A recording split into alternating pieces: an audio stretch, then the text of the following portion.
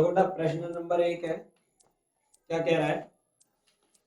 एक ठोस एक अर्धगोले पर खड़े एक शंकु के आकार का है जिनकी त्रिज्याएं 1 सेंटीमीटर है। सवाल को समझते हैं। एक ठोस है एक अर्धगोले पर, सबसे पहले हमें क्या बनाना है? अर्धगोला। अर्धगोले पर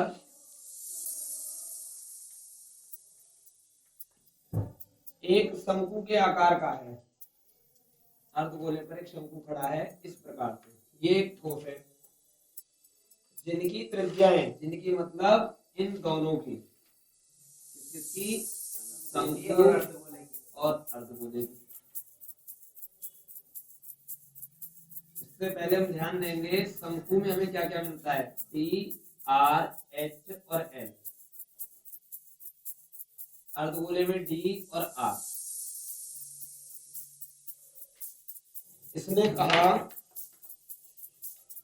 कि इनकी त्रिज्याएं 1 सेंटीमीटर है। 1 सेंटीमीटर व्यास हमेशा दुगना, हालांकि व्यास का कोई काम नहीं है, फिर भी लिख लो, ठीक है। तथा शंकु की ऊंचाई इसने हमें क्या दिया है? इसने हमें दिया है शंकु की ऊंचाई उसकी त्रिज्या के बराबर है। शंकु की ऊंचाई शंकु की त्रिज्या के बराबर है। इस ठोस का आयतन ज्ञात करना है। ठोस का आयतन ज्ञात करना है पाई के पदों में। कहने का मतलब यहां हमें पाई का मान नहीं रखना है, ठीक है।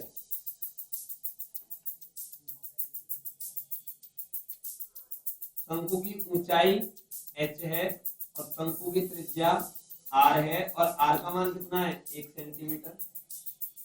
तो h बराबर हुआ 1 सेंटीमीटर। l की अगर हमें जरूरत पड़ेगी आगे चल के तो निकालेंगे, l की जरूरत नहीं पड़ेगी तो नहीं निकालेंगे, ठीक है। ठोस का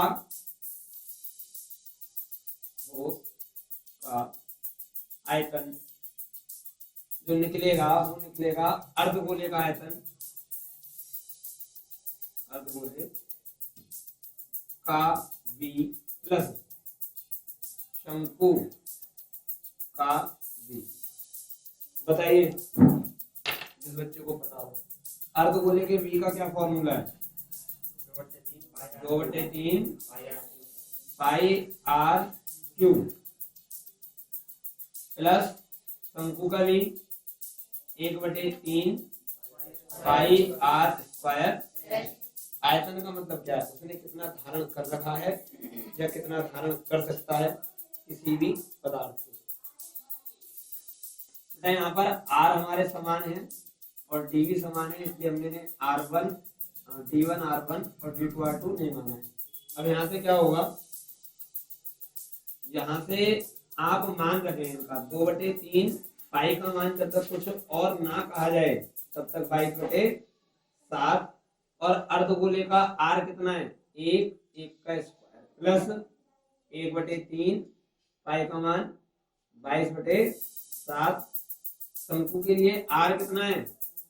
1 और उसका स्क्वायर और h का मान कितना? 1। पर यहाँ एक गलती हो गई है, 1 का क्यूब होगा।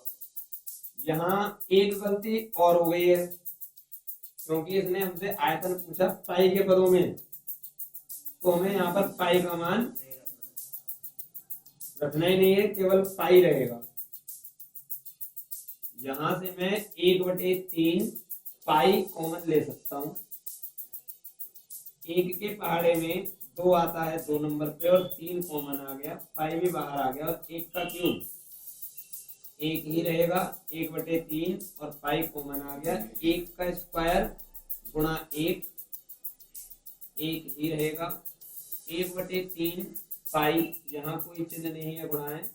2 और 1 3, सॉरी 2 एकम 2 और 1 3, 3 से 3 कट गया। ठोस का आयतन आया पाई। पाई, लेकिन इसका मात्रक लगाना जरूरी है। मात्रक क्या लगेगा? मात्रक क्या लगेगा आयतन का? Centimetre cube.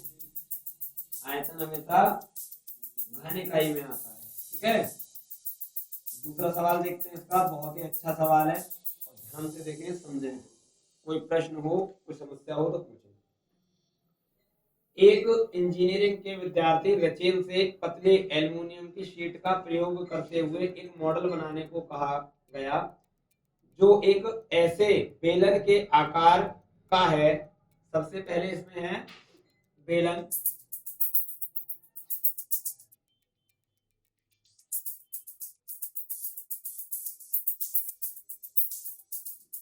जिसके दोनों सिरों पर दो शंकु जुड़े हुए हैं। एक इस सिरे पर शंकु है और एक इस सिरे पर शंकु है। ठीक है बेटा, समझ में आया?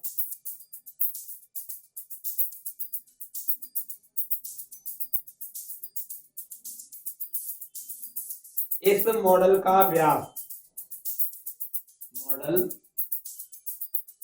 का व्यास 3 सेंटीमीटर दिया है और इसकी लंबाई, यानी मॉडल की लंबाई 15 सेंटीमीटर दी है, 12 सेंटीमीटर दी है। यदि प्रत्येक शंकु की ऊंचाई 2 सेंटीमीटर दी है,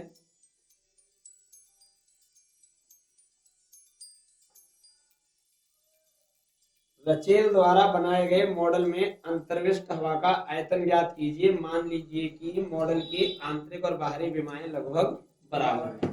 हमें इस सवाल में ये बताना है कि इसके अंदर ये जो मॉडल बनाया गया है इंजीनियरिंग के विद्यार्थियों के द्वारा, इसके अंदर कितनी हवा आ सकती है या उपस्थित है। तो इसके लिए हम देखेंगे, सबसे पहले हमारे पास यहाँ पर दो आकृतियां दी हैं, एक शंकु और एक बेलन। सबसे पहले शंकु में डी, आर, एच और एल, बेलन में डी, आर और एच। मॉडल का व्यास, मॉडल में शंकु भी है और बेलन भी है, तो इन दोनों का व्यास 3 सेंटीमीटर हो गया। त्रिज्या कितनी हो जानी चाहिए? 3/2, या फिर 1.5 भी लिख सकता हूं, जरूरत पड़ेगी तो 1.5 लिखेंगे। ठीक है, उसके बाद ऊंचाई शंकु की 2 दे रखी है, सिरे की ऊंचाई L की जरूरत पड़ेगी तो निकालेंगे, नहीं पड़ेगी तो नहीं निकालेंगे। बेलन की ऊंचाई कितनी है? बेलन की ऊंचाई, इसने कहा कि इस मॉडल की जो लंबाई है वो 12 है, यहां से यहां तक, जबकि बेलन यहां से यहां तक है। कोई भी आप एक तार ले लीजिए, होता वो बेलन के आकार का है, पर हम उसे लंबाई में लाते हैं। 2 मीटर लंबा दे दो, 3 मीटर लंबा दे दो, 5 मीटर लंबा दे दो, तो जो बेलन की ऊंचाई है उसी को इसने यहाँ पर लंबाई में प्रयुक्त किया है। अब देखते हैं कैसे। इधर से 2 सेंटीमीटर इस शंकु का है और इधर से 2 सेंटीमीटर इस शंकु का है, और जबकि ये पूरा 12 है तो कितना होना चाहिए? ये 8 होना चाहिए। इतना तो समझ में आ रहा है। अब डी और आर समान है तो इनमें मैं कोई छेड़छाड़ नहीं करूंगा, लेकिन एच दोनों के अलग अलग हैं, इसीलिए इसे H1 और इसे H1 H2 की जगह आप कुछ और भी लिख सकते हैं यहाँ पर। ठीक है, शंकु है तो सी बना दीजिए कोण, और सिलेंडर के लिए CY लिख दीजिए, फिर भी हो जाएगा। अब यहाँ पर मॉडल का आयतन निकालते हैं। मॉडल में अंतर्विष्ट हवा का आयतन, मॉडल का व्यास 3 सेंटीमीटर कहा है, तो मॉडल पूरे मॉडल का व्यास। अब मॉडल में कौन कौन है?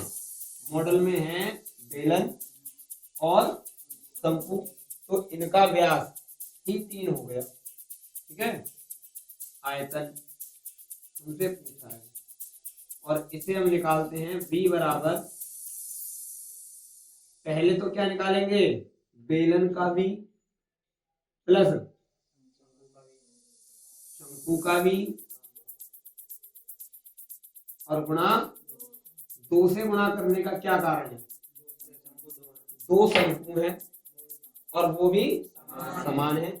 अगर शंकु दोनों अलग अलग होते तो मुझे दोनों शंकुओं का अलग अलग आयतन निकालना होता। v बराबर, बेलन के v का फॉर्मूला क्या है बेटा? पाई आर स्क्वायर, पर बेलन के लिए तो आपका H2 है, H2 रखना पड़ेगा, प्लस शंकु का जो भी होता है 1/3 बोलो पाई आर स्क्वायर, लेकिन शंकु का H1 है और गुणा 2।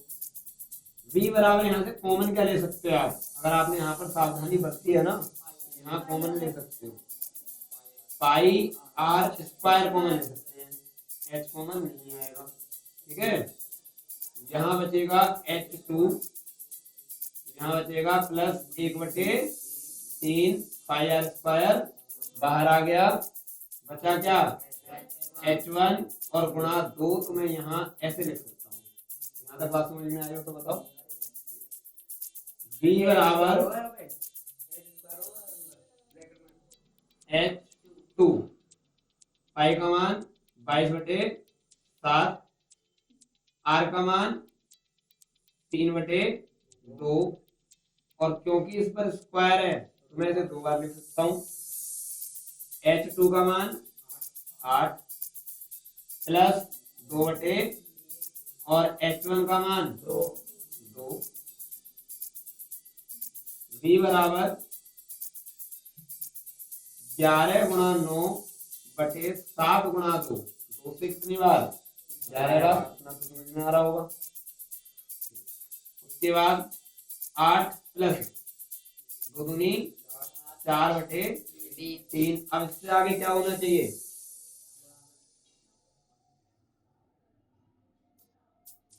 ब्रैकेट के अंदर भिन्न है, खुलासा ले लो। 3 एक के पहाड़े में 3 नंबर पे, और 3 की गुणा कितना? 24। 3 के पहाड़े में 3 नंबर पे, 1 की गुणा कितने से? 4 से। ठीक है, v बराबर 11 गुणा 9, 7 गुणा 2 गुणा 28/3, 7 3 3 9 2 दूनी 4। v बराबर 11 गुणा 3 गुणा 2, 11 33, 33 दूनी 66 सेंटीमीटर क्यूब। बेटा देखो, काफी देर से मैं इनको गुणा करके नहीं ला रहा था, हालांकि ये गुणा इतनी कठिन नहीं थी कि जो हमसे नहीं होती। 11×99 और 7×14, पर मैंने इनकी गुणा क्यों नहीं करी? मैं ये सोचकर चल रहा था कि शायद यहाँ ब्रैकेट में कुछ ऐसा आएगा जो कट जाएगा, तो मेरा गुणा करने का समय बच जाता, या फिर गलती होने का समय, गलती होने से बच जाता। गलती कैसे होती कि जितनी बड़ी संख्या होगी उसको काटने में ही, गलती करने के चांस उतने ही ज्यादा होंगे, जितनी छोटी संख्या होगी गलती उतनी ही कम होगी। समझ में आया ये सवाल? तीसरा सवाल देखते हैं।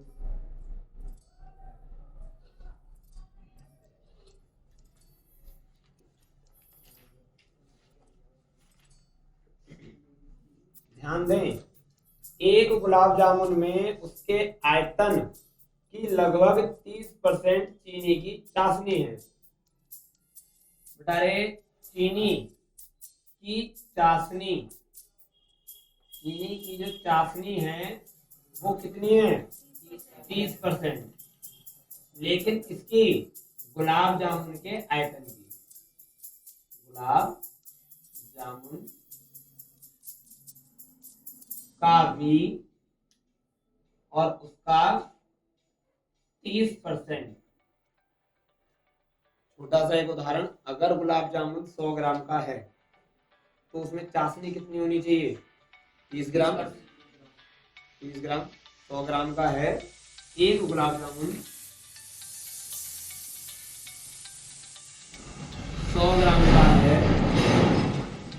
चाशनी उसमें 30% है, तो 100 गुणा 30%, क्योंकि गुलाब जामुन के आयतन का काफी जगह गुणा 30%, 100 गुणा 30 जब परसेंट हटता है तो बटे में 100 से, यानी 30 ग्राम हो गई।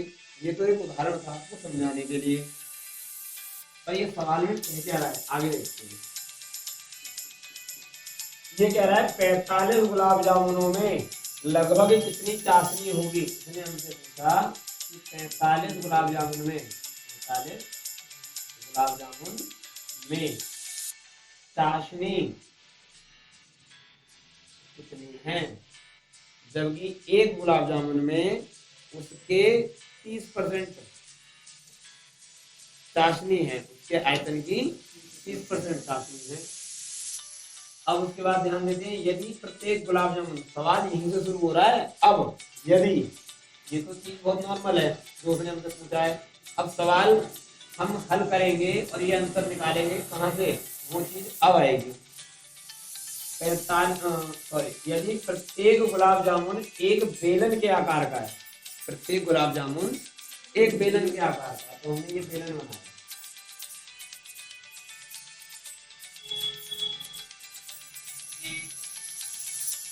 एक बेलन बना दिया जिसके दोनों सिरे अर्धगोलाकार हैं, जिसके दोनों सिरे अर्धगोलाकार हैं। कुछ इस प्रकार का गुलाब जामुन है। गुलाब जामुन कम, कैप्सूल ज्यादा लग रहा है ये, ठीक है बेटा। चलो जो भी है, पर सवाल में है, नंबर लेने हैं तो करना पड़ेगा, है नहीं? ठीक है। तथा इसकी लंबाई, इसकी किसकी? गुलाब जामुन की। तो ये पूरे गुलाब जामुन की लंबाई यहीं से तो आप नापोगे या नहीं? कितनी है? 5 सेंटीमीटर, ठीक है। और व्यास, व्यास होगा यहाँ से यहाँ तक 2.8 सेंटीमीटर, ठीक है। चलिए देखते हैं। 45 गुलाब जामुन में चाशनी में तब निकाल पाऊंगा जब मुझे एक गुलाब जामुन में चाशनी पता हो। अगर मुझे पता है कि एक गुलाब जामुन में इतनी है तो मुझे 45 की निकालने के लिए क्या करना है? गुणा। लेकिन एक गुलाब जामुन में कितनी है? उसके आयतन की 30%, यानी पहले मुझे गुलाब जामुन का आयतन पता हो। अब गुलाब जामुन का आयतन निकालते हैं पहले। उसके लिए हम देखेंगे कि यहाँ पर हमें दो आकृतियां दी गई हैं, एक अर्धगोला, एक अर्धगोला और एक बेलन। अब अर्धगोले में डी और आर के अतिरिक्त कुछ और होता हो तो मुझे आप बताएं। नहीं है। बेलन में डी आर और के अतिरिक्त कुछ और नहीं होता। अब यहाँ ध्यान देते हैं कि गुलाब जामुन ये जो बना हुआ है, ये देखो इन 3 आकृतियों से बना हुआ है। आकृतियां 2, लेकिन स्क्रिप्ट कितनी की गई है? 3, जिसमें शंकु 2 बार। अर्धगोला। अब ये आपका व्यास है। अब ये जो व्यास है ये अर्धगोले का भी है और ये बेलन का भी है। अर्धगोले का व्यास 2.8 सेंटीमीटर, त्रिज्या कितनी हो जानी चाहिए? त्रिज्या आधी कितनी? 1.4।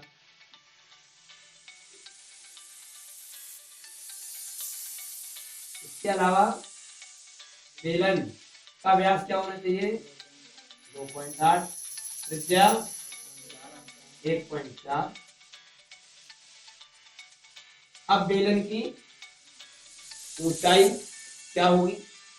बेलन केवल इतना ही तो है। अच्छा, यहाँ से यहाँ तक क्या है, ये त्रिज्या ही तो है, त्रिज्या 1.4 और ये भी वृत्त और गोला दोनों अलग अलग है। वृत्त एक द्विविमीय आकृति है जिसे समतल पे प्राप्त किया जा सकता है, अर्धगोला एक त्रिविमीय आकृति है जिसे समतल पे प्राप्त ना करके हम उसे स्पर्श कर सकते हैं, छू सकते हैं, देख सकते हैं।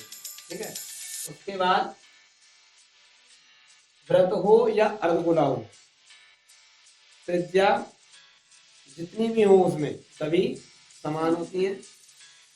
यहाँ से यहाँ तक की त्रिज्या और यहाँ से यहाँ तक की त्रिज्या या यहाँ से यहाँ तक की त्रिज्या, एक वृत्त में या एक गोले में अनंत त्रिज्याएं होती हैं। अनंत त्रिज्याएं क्यों होंगी? क्योंकि पेंसिल की नोक जितनी बारीक होगी उतनी त्रिज्याएं आप खींच सकते हो। ये हम आपको चैप्टर 10 में वृत्त में पढ़ा के आए हैं, समझाते हुए आए हैं। चैप्टर 12 में भी हमने आपको समझाया वृत्तों से संबंधित क्षेत्रफल में। तो ये भी 1.4, इधर ध्यान दें, ये भी 1.4 और ये भी 1.4, 5 में से 1.4 का दुगना यानी 2.8 जब आप बताएंगे तो कितना आएगा? 2.2 सेंटीमीटर। गुलाब जामुन का आयतन निकालते हैं।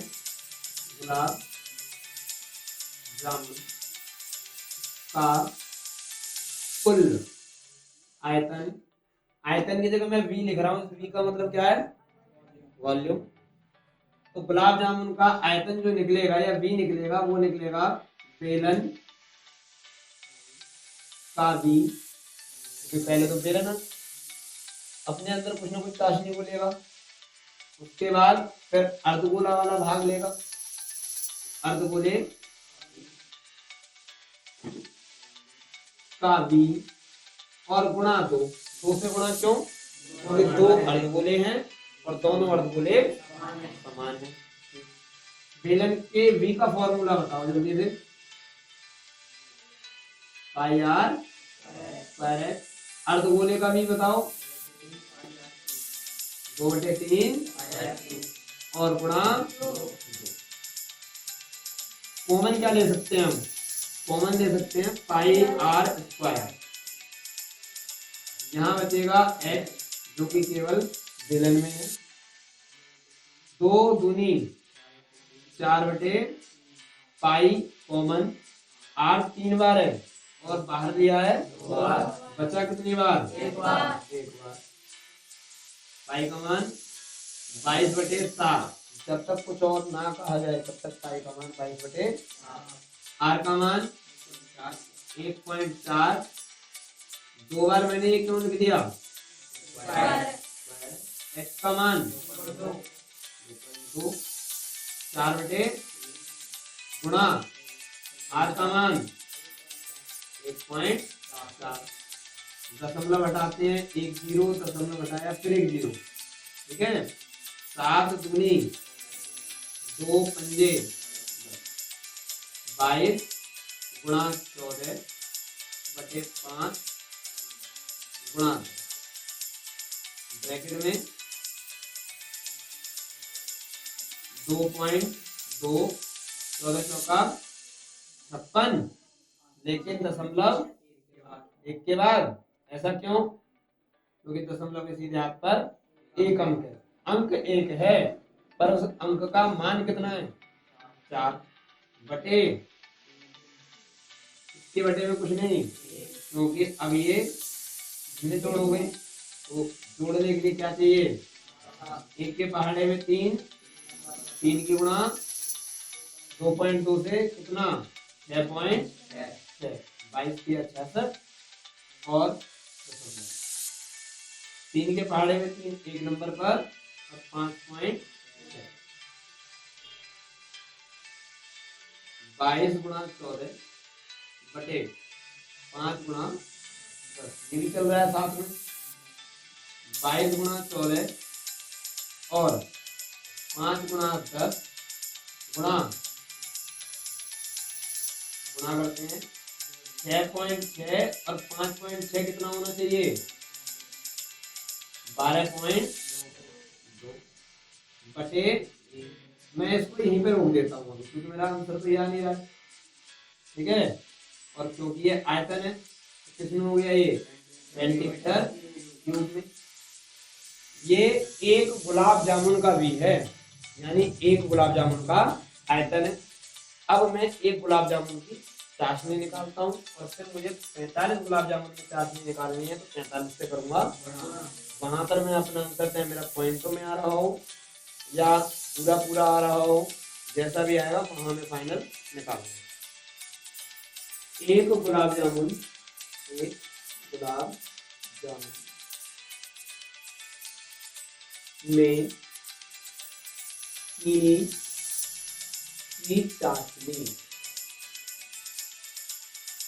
चीनी की चाशनी कितनी होगी, गुलाब जामुन का भी, गुलाब जामुन का भी गुणा 30 करते हैं, ठीक है।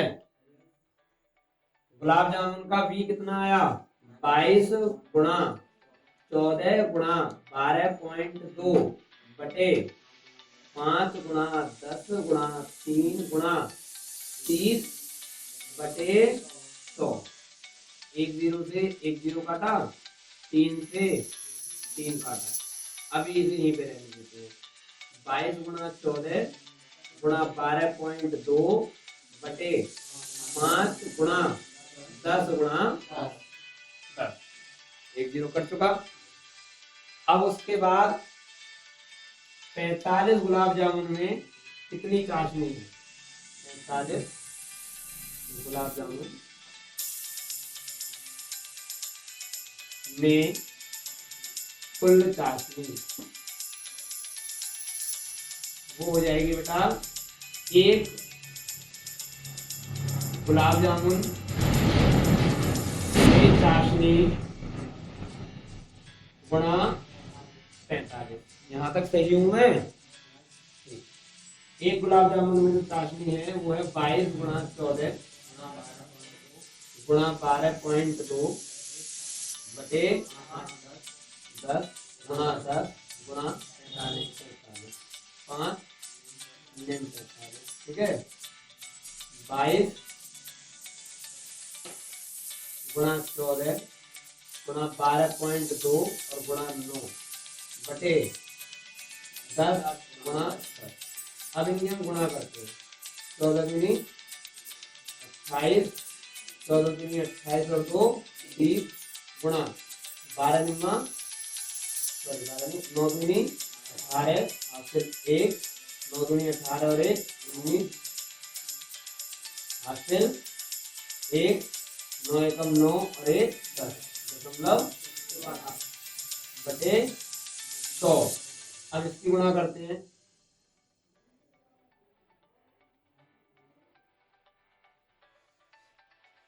8 पे 64, 8 में 6 78, 8 0 0 और यहाँ पर 8 एकम 8 308। तो अब 4 0 गुणा 3 8 24 3 27 और 2 29 हासिल 2 3 0 0 और 2 और 3 एकम 3। यहाँ में 0 लगाने के लिए जोड़ दीजिए, ठीक है। 4 8 11 8 और 1 9 जो हासिल का है और 9 18 2 और 1 3 और 3 दशमलव केवल 1 के बाद कितना आ गया 33 818.4 और बटे में कितना 100। अब जब मैं नीचे से 0 हटाता हूं तो दशमलव किधर खिसकता है, उल्टे हाथ पर कितने कदम खिसकेगा, 2 कदम खिसकने का क्या कारण, बटे में 2 जीरो। 33 8.184 centimetre cube. और बेटा जब भी आपका आंसर पॉइंटों में आए तब आप लगभग जरूर लिखिए, फटाफट।